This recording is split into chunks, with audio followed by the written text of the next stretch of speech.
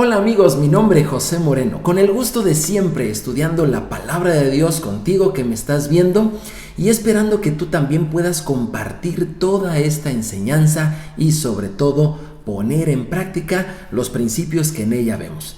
En esta ocasión estaremos viendo, igual que en la clase pasada, dos porciones de la Escritura en este mismo estudio. Así se acostumbra desde hace mucho tiempo que estas porciones se vean juntas. Y esto abarca de Levítico 16 a Levítico 20. Ahí están dos porciones. La primera, de Levítico 16 a 18, lleva por nombre Aharei Mot, que significa después de la muerte. Tema interesante, ¿no te parece? La segunda parte lleva por nombre en hebreo Kedoshim, que significa santos, de los capítulos 19 y 20. Son porciones pequeñas, sin embargo, con temas sumamente importantes para el día de hoy. Ahora, empezaremos con la de Aharei Mot, después de la muerte. ¿Sabías que hay gente que no le gusta hablar de la muerte? Sin embargo, decía un maestro mío, mira, en la universidad, si algo es seguro para el ser humano es pagar impuestos y morirse. De las otras demás cosas no estaremos seguros si las vivamos o no, si viajaremos, si nos casaremos, si tendremos hijos, si seremos ricos, seremos pobres. Pero de estas dos cosas no puedes dudar que sin duda las vas a experimentar. Bueno, independientemente que ese no es un versículo bíblico, algo de razón tiene, y es muy importante que nosotros pongamos atención acerca de la muerte, aunque sea un tema que muchos no quieren tocar, ¿verdad? Y viven toda su vida sin poner atención a ello, y haya otros que sin duda alguna cada segundo lo están recordando permanentemente y viven así en un ritmo casi de funeral. No, la palabra del Señor nos habla de la muerte y lo importante que esta es y qué enfoque debemos de tener en ella. Así pues, dice aquí, después de la muerte. Después de la muerte, ¿a qué se refiere? Dice en Levítico 16, versículo 1, habló el Señor a Moisés después de la muerte de los dos hijos de Aarón cuando se acercaron delante de Yahvé y murieron. Bueno. Resulta de que en el capítulo 16 la Escritura dice que esto ocurre después de la muerte de los hijos de Aarón. Sin embargo, si eso hubiera sido en orden cronológico, este versículo estuviera muchos capítulos antes, mucho antes de lo que te estoy mencionando. Debería de ser por ahí del capítulo 10, inmediatamente después, pero no. Entre el capítulo, lo que son el capítulo 11, 12, 13, 14 y 15, nos habla de otras cosas y de repente la Biblia nos dice, bueno, ya que estos dos jóvenes murieron, entonces por eso te voy a hablar de esto. Entonces suena un poquito extraño, como si esos 5 capítulos del 11 al 15 hayan sido un paréntesis. Por cierto, es importante que nosotros recordemos la actitud del padre de estos dos jóvenes que murieron. El padre es Aarón, el hermano de Moisés. Sí, los jóvenes que murieron son los sobrinos de Moisés. Y es muy notable la sorprendente actitud de Aarón que tiene ante este hecho. Recordarás cuando se instituyó el sacerdocio, ¿verdad? Y que todo estaba muy bien hasta que estos dos jóvenes fallecen. Lo que Aarón hizo fue quedarse callado. Él, a pesar de que le fue impedido llorar por la muerte de sus hijos y a pesar de que no se le permitió llevar un funeral para ellos, aún así Aarón no renunció a sus funciones sacerdotales y tampoco se quejó en nada delante de Dios. Esto nos enseña el día de hoy que a pesar de que haya muerte, nosotros tenemos que tener una actitud correcta de la vida y también tenemos que tener una actitud correcta de la muerte. Pero más que eso, es importante que cuando las personas pierden algo, como por ejemplo una relación, un negocio, una expectativa, algo hermoso que podían tener, o inclusive cuando pierden a alguien, a un ser querido, es muy importante que el ser humano reflexione sobre esto y aprenda. Por eso la palabra de Dios el día de hoy nos habla de esto, después de la muerte. Después de la muerte tenemos que tener necesariamente el tema presente ¿Por qué? Porque nosotros también lo experimentaremos y tenemos que saber qué hay después de la muerte. Bueno, mencionaba yo esto. Dice Levítico capítulo 16, versículo 30. Porque en ese día se hará expiación por vosotros y seréis limpios de todos vuestros pecados delante de Dios. Después de la muerte es que nosotros seremos limpios delante de Dios, dice aquí la Escritura. Resulta de que en el hebreo se utilizan dos palabras importantes respecto de la expiación. Y son muy parecidas, kafar, y la otra es kofer. Dices tú, pues seguramente significan lo mismo. Bueno, aunque las dos se aplican precisamente en este tiempo para la expiación de los pecados, para ese momento importante después de la muerte, te quiero decir que kafar significa expiación, que ya lo vimos, es cubrir, ¿sí? Es cubrir. Pero kofer, que se parece mucho, significa rescate. Esto nos habla que Dios atiende nuestro problema espiritual después de la muerte en dos planos importantes. Así podríamos decir que el día que Jesús hizo el sacrificio por nosotros, lo que hizo fue un kafar para que no fuéramos dañados por la consecuencia de nuestros pecados. Sin embargo, también lo que hizo es un kofer, un rescate, para librarnos de nuestra condición. Sí, así es. Cuando la gente acude a Dios para pedirle perdón de sus pecados, Dios dice en la Biblia que Él es fiel y justo para perdonarnos de todas las cosas que hayamos hecho en el pasado. Bueno, ¿y qué pasa con las que haremos después? Tenemos que tomar muy en cuenta que también de parte de Dios recibimos una capacidad, una capacitación para ser rescatados de esa forma de vivir. El hecho de que haya un error, tenemos que tener consciente de que eso ocurrió en el pasado, pero que puede tener consecuencias en el futuro. Voy a poner un ejemplo para que nosotros podamos entender un poco más esto. En la semana venía yo manejando y resulta de que el conductor que venía adelante de mí traía una llanta bastante baja. De hecho, al parecer, pues ya la tenía ponchada. ¿Por qué? Pues porque estaba bastante deformada. ¿Qué es lo que tú haces cuando ves algo así? Pues obviamente te acercas, te emparejas al auto en la medida que se pueda y le haces una señal para decirle a la persona que la llanta está ponchada. Obviamente la reacción de esta persona, en lugar de negarlo o en lugar de decir no, ponchada tu llanta o cosas así, no, al contrario, me dijo gracias. Bueno, obviamente se detuvo y seguramente atendió el asunto que tenía. Cuando una llanta ponchada no se atiende, el daño sigue causándose en mayor crecimiento y mayor economía en la cuestión de la compostura que va a requerir. Lo mismo o algo similar ocurre en nuestras vidas y Dios quiere que también nosotros nos digan, oye, tienes la llanta ponchada, oye, hay un problema con esta circunstancia, ¿verdad? Así que nosotros tenemos que revisar cuáles son esas advertencias que nos dice el Señor, ¿vale? Bueno, pues vamos solamente a mencionar esos 5 capítulos que yo te dije, del 11 al 15, ¿sale? De Levítico. ¿Por qué? Porque después de eso es que el Señor nos está diciendo, ten cuidado porque hay algo importante después de la muerte. ¿De qué hablamos en los 5 capítulos anteriores? Y tú los puedes ver en los videos pasados que hemos tenido. En los dos videos pasados que hemos tenido, ahí los puedes ver con mayor detalle, pero solamente te los mencionaré. Por ejemplo, en el capítulo 11 se habló acerca de la dieta permitida por Dios. Sí, efectivamente, aquellos alimentos que sí podemos comer y esta práctica es del agrado de Dios y qué alimentos no debemos comer. ¿Por qué? Porque comer esas cosas no es del agrado de Dios. En los capítulos que siguen, por ejemplo, en el capítulo 13 está la purificación de la madre en el nacimiento de sus hijos.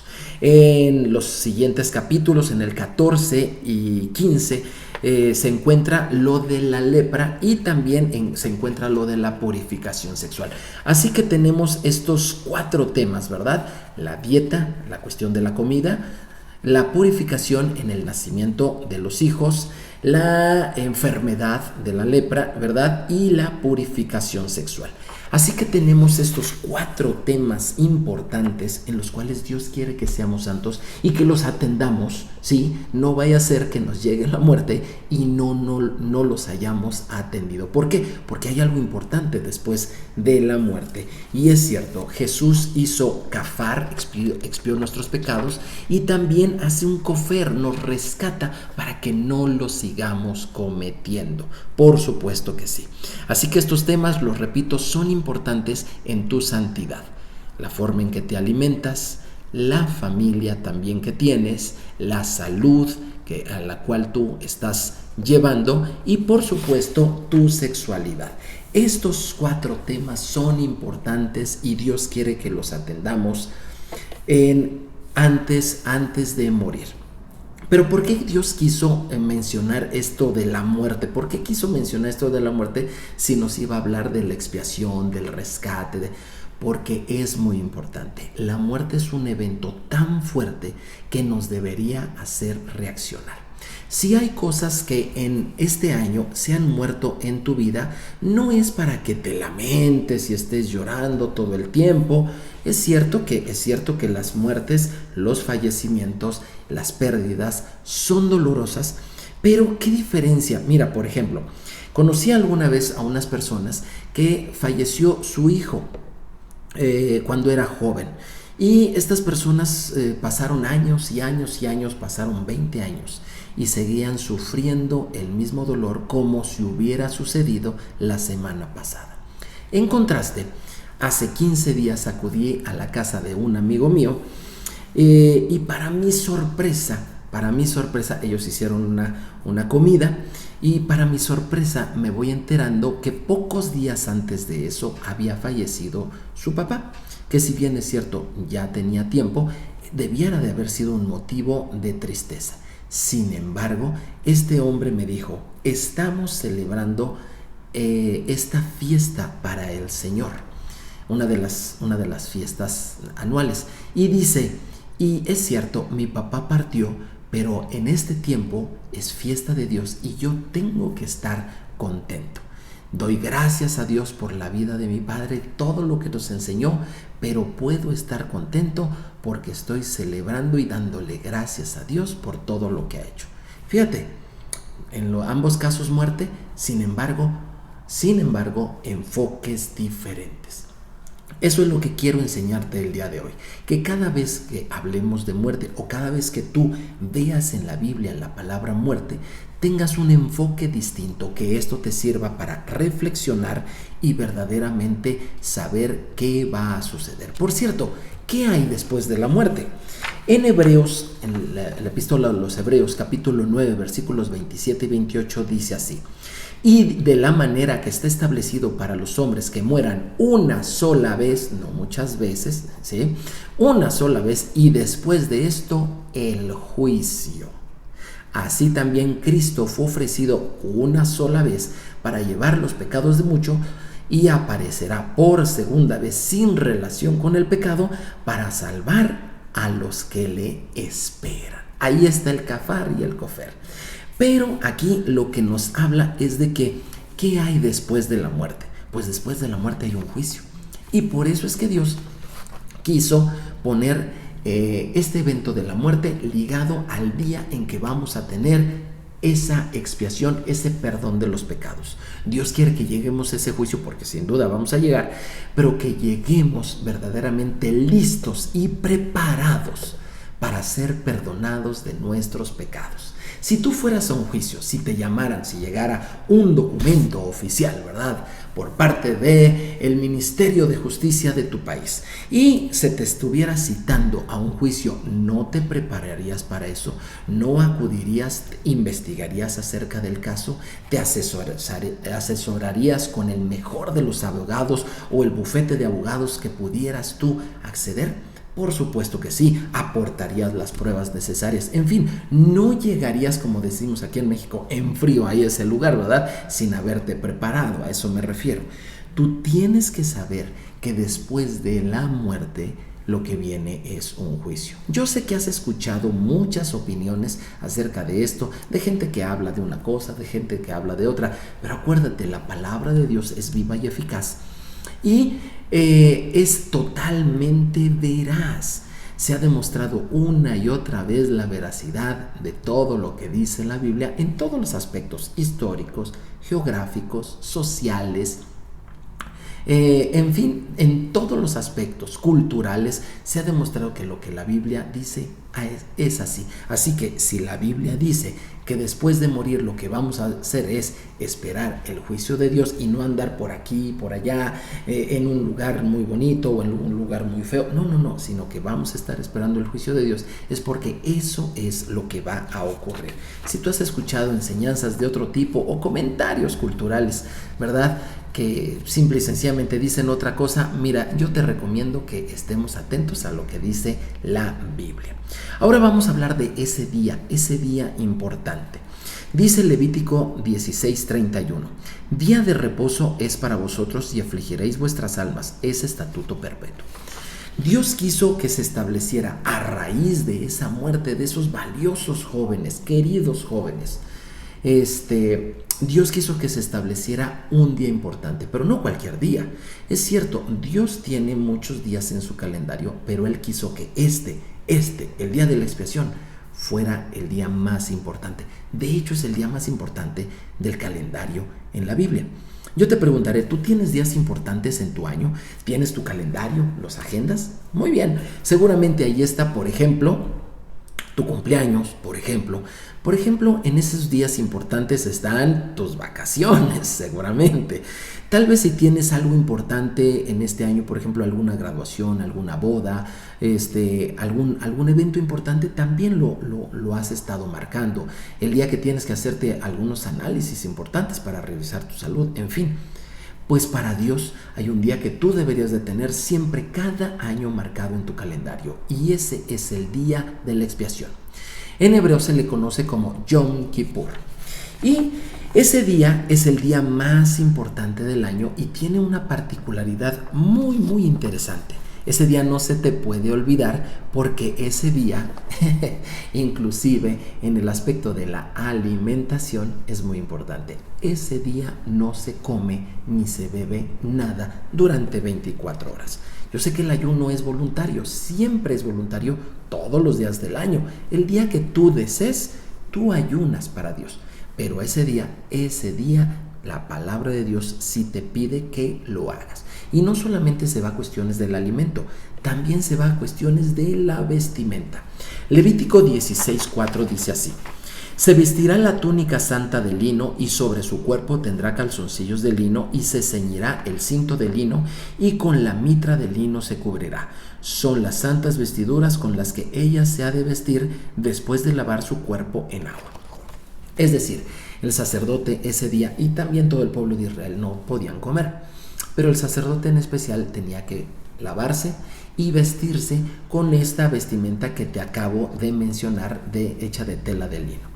Si te fijas, en esta vestimenta no están ornamentos, no hay piezas de oro, piedras preciosas, túnicas adicionales de otros colores, no. De hecho, es una vestimenta sencilla, es una vestimenta blanca.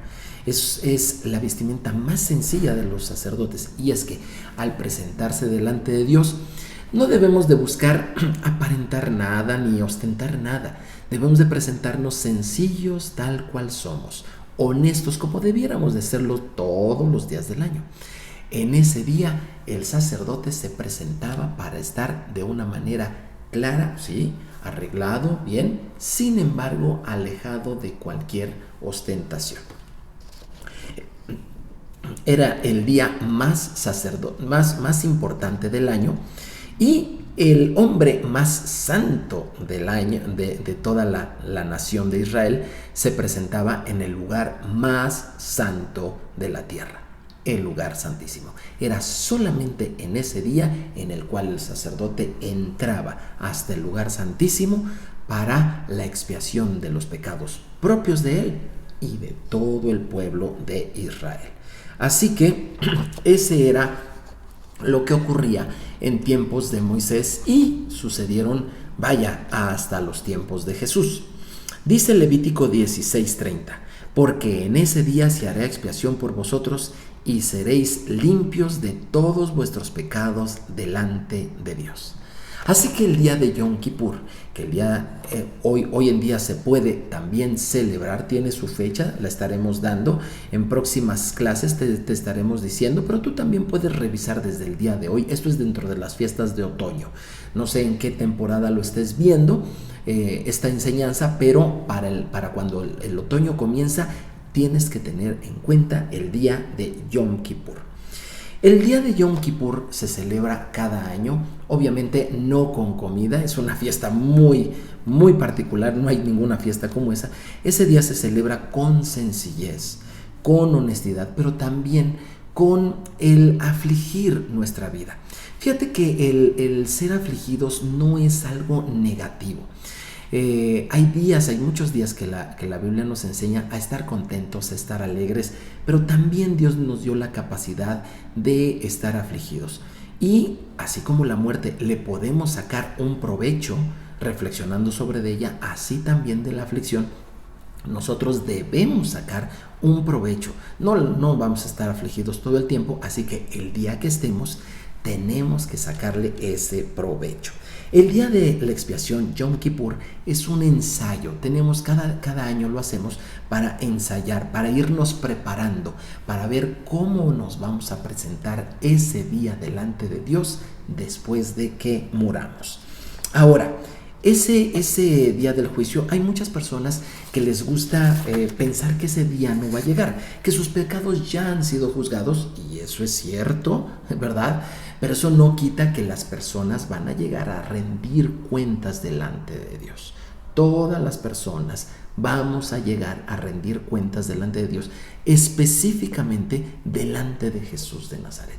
Estaremos allí para decirle lo que hicimos en nuestra vida. No porque Él no lo sepa, lo importante es que si nosotros nos estamos dando cuenta. Y de esto nos habla el libro del futuro.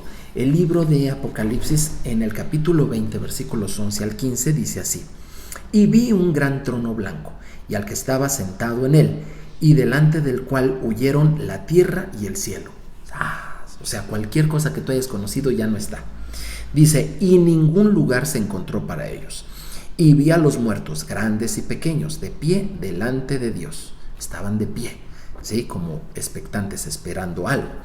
Y los libros fueron abiertos. A ver, vamos a ver los registros. Sale. Y otro libro fue abierto, el cual es el libro de la vida. Y fueron juzgados los muertos por las cosas que estaban escritas en los libros según sus obras. Yo sé que hay mucha gente que piensa que nuestras obras no tienen mayor validez en la vida futura y que la gente puede hacer o deshacer una vez que ya está en Cristo Jesús. Déjame decirte, es cierto, Jesús hizo Cafar, pero también hay un Cofer, o sea, si hay un antes, si hay un después, si hay cosas que tenemos que ver. Y aquí dice que seremos juzgados según nuestras obras. Dice, y el mar entregó sus muertos que había en él, y la muerte y el Hades entregaron los muertos que había en ellos, y fueron juzgados cada uno según sus obras. Si te fijas cuánta relación hay entre la muerte y el juicio, como lo estamos viendo en esta porción. Dice, y el que no se halló inscrito en el libro de la vida fue lanzado al lago de fuego. Las fiestas de Pascua y Yom Kippur ambas nos hablan de perdón y ambas nos hablan de libertad. Solamente que la Pascua nos habla de los pecados en Egipto y Yom Kippur nos habla de los pecados una vez que ya somos redimidos. El propósito de toda la Escritura y en especial del libro de Levítico es que tú que has aceptado a Jesús como tu Señor, como tu Salvador, como tu Rey, como el que manda y gobierna ahora tu vida, es que tú, además de ser salvo, también empieces en ese proceso y nunca te detengas para llegar a una vida santa.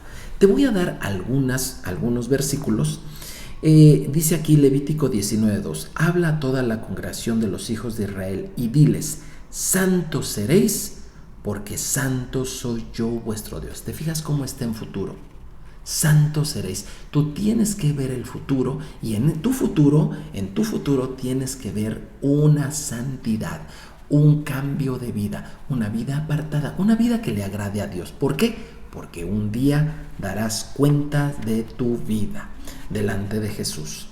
Dice Juan capítulo 17 versículo 19: y por ellos yo me santifico a mí mismo, para que también ellos sean santificados en la verdad. ¿Cuál va a ser tu parámetro de la santidad? ¿Va a ser lo que opine una persona, una denominación, una religión o la mayoría de las personas? No. La santidad está definida por la palabra de Dios, como los casos que yo te mencioné acerca de la alimentación, la sexualidad, la familia y la salud o enfermedad. Tú tienes que atender todos esos casos para ver en qué Dios quiere que tú seas santo. Primera de Corintios 1:2. Vamos a ver lo que dijo el apóstol Pablo acerca de la santidad.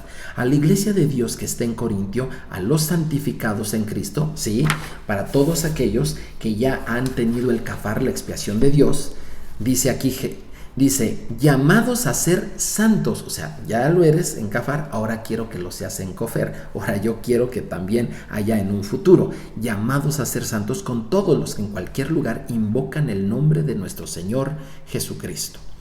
Hebreos 2:11: porque el que santifica y los que son santificados de uno son, por lo cual no se avergüenza de llamarlos hermanos. Ok. Entonces nosotros tenemos aquí dos tipos de santidad. Una, la que Jesús ya logró para ti, y es la que habla en Hebreos capítulo 10:10, porque de una sola vez, por una sola ofrenda, Jesús hizo santos a todos los que han sido santificados por la fe en Él. Ese es un tipo de santidad, la que ya sucedió por la ofrenda de Jesús. A esa santidad le podemos llamar santidad posicional, por una posición, pero también hay la otra, la santidad progresiva, la que hemos visto, que la voluntad de Dios es que seamos santos, que en nuestro futuro haya una santidad. Nunca cometamos el error de pensar que ya somos las personas perfectas, que ya no hay nada que mejorar, que ya estamos listos, totalmente preparados para ese día de Yom Kippur. Siempre habrá algo que mejorar, por supuesto que sí. La santidad en nosotros, debemos atender la santidad del tipo progresivo, en la que tú y yo nos tenemos que esforzar. Escucha estas escrituras. Hebreos 12:14: seguid la paz con todos y la santidad, sin la cual nadie verá a Dios. Es algo que tenemos que seguir, es algo que tenemos que buscar, esa santidad progresiva. Segunda de Corintios 7:1: así que, amados, puesto que tenemos tales promesas, ¿qué promesas? Las de perdón y libertad. Limpiémonos de toda contaminación de carne y espíritu, perfeccionando la santidad en el temor de Dios. Tu santidad, tu nivel de santidad sí puede ser mejorado, sí puede ser perfectible. Ahí lo dice 2 de Corintios. Hebreos 12:10: y aquellos ciertamente por pocos días nos disciplinaban, habla de los papás, como a ellos les parecía, pero para lo que nos es provechoso, para que participemos de su santidad. La santidad requiere disciplina. Pero ¿por dónde empiezo con tantos temas? ¿Por dónde debo empezar la santidad? La santidad, mis amados, no es lo que tú y yo nos pongamos de acuerdo a qué cosa sí es santa, a qué cosa no es santa. La santidad está definida en la palabra de Dios y es ella la que nos dice el camino, la ruta que tenemos que seguir. Te mencioné 4 temas importantes acerca de la santidad que debemos de tener antes de morir. Sin embargo, quisiera yo decirte el hilo por donde debemos de empezar. Dice por ahí un dicho: mira, lo importante es empezar. A veces no tenemos todas las cosas que nosotros quisiéramos. Recuerdo en una ocasión un amigo que puso un negocio, no sabía realmente muchas cosas, no sabía acerca de administración, mercadotecnia, financiamientos y cosas por el estilo.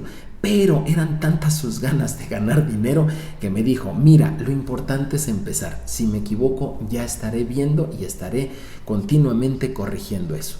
Obviamente el tiempo le dio la razón. Más adelante él logró tener un buen negocio con el tiempo y esas ganas de corregir cada día, mejorar cada día, pero eso sí, no se detuvo hasta en tanto no tuviera todos los factores, sino que dijo: lo importante es empezar. Así te quiero yo decir a ti: si tú no ves la santidad un tema muy común en tu vida y ves que en este estudio de Levítico Dios nos está presentando esto todos los días, a lo mejor sea un muy buen momento de comenzar. El asunto es por dónde comienzas. Dice Levítico 19:3. Estamos en el estudio acerca de la santidad. Y fíjate qué curioso. Dice aquí: cada uno temerá a su padre y a su madre. Mis días de reposo guardaréis, yo el Señor vuestro Dios. Caray. Cuando tú lees todo el capítulo 19, tú te vas a encontrar que Dios quiere que seas santo, que apartes esos días, que atiendas al Yom Kippur, que atiendas las otras fechas importantes del año para Dios, que obedezcas sus mandamientos, que tomes en cuenta los temas que ya te mencioné, pero de repente, como si estuviera fuera de todo tema, te dice esto: cada uno temerá, honrará, respetará a su mamá y a su papá. ¿Y qué tiene que ver mi mamá y mi papá en todo esto? Algunos preguntarán. Bueno, lo que pasa es que la santidad comienza, sí, efectivamente, en la familia. La santidad comienza en el hogar. No pienses que te vas a volver santo cuando vayas a la iglesia. No pienses que te volverás santo cuando hagas algún ritual. No, la santidad comienza precisamente en la familia, con los que ves a diario, con los que tienes roce, con los que tienes afinidades, pero también con los que tienes puntos de vista a veces opuestos. Ahí es donde Dios te quiere santo. Y en Levítico 18, 2 al 5 dice así: habla a los hijos de Israel y diles: yo soy Dios, vuestro Dios. No harás como hacen en la tierra de Egipto, en la cual viviste. No harás como hacen en la tierra de Canaán, a la cual yo te conduzco, ni andaréis en sus estatutos. Y fíjate lo que dice: mis ordenanzas pondréis por obra y mis estatutos guardaréis andando en ellos. Dios te está diciendo por dónde empieces y te está diciendo las bases. Son la palabra de Dios. Tú debes de seguir lo que dice la palabra de Dios. Y cada vez que veas algo que puedas hacer, empieza a hacerlo en todos los temas de los cuales te he mencionado. Dice que no hagas como, por ejemplo, de la tierra de Egipto donde estuviste. Esto puede representar tu pasado, ¿verdad? Esto puede representar el momento aquel, toda esa época antes de que ocurriera algún problema trágico que te trajo a los pies de Cristo. Y dice también la Biblia: pero tampoco hagas como las costumbres que tiene la tierra de Canaán, a la cual yo te conduzco. ¿Qué quiere decir? Tu vida sigue adelante. Y tú hay un futuro, ¿verdad? Y hay un lugar en el cual tú vas a llegar. No hagas conforme a la cultura, ¿verdad? Antes, la que tú conociste antes, ni tampoco la que llegues a conocer. Si tú te vas a basar para mejorar tu vida, para corregir tu vida, para llevar tu vida en esa santidad progresiva, hazlo en base a los estatutos, ordenanzas y mandamientos que encuentras en la palabra del Señor. Mi nombre es José Moreno. Como siempre, un gusto estar con todos ustedes. Comparte estos videos para que muchas personas más puedan estar aprendiendo con nosotros de la palabra de Dios. No olvides darle clic a la campanita y suscríbete para que no te falte ninguna de las enseñanzas. Que el Señor te bendiga. Shalom, shalom.